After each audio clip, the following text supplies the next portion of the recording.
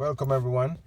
Today we're working on a 2006 Toyota Corolla with an issue of a no start.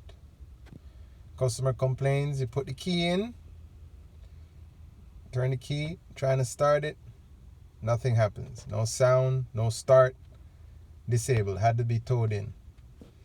We're going to be using our power probe tester.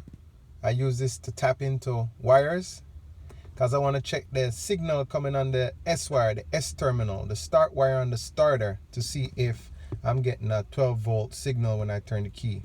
So the starter is located right in the front, right below the intake manifold. So that's the starter solenoid right there, trying to get in there so you can see what I'm working on. So I'm tapped into the S terminal. See that small wire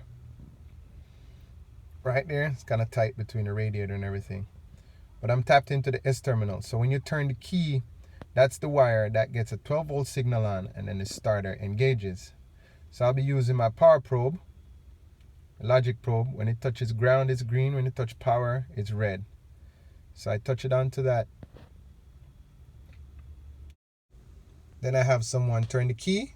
When they turn the key, it turns red, means that the 12-volt signal gets there. This is a bad starter. Thanks for watching.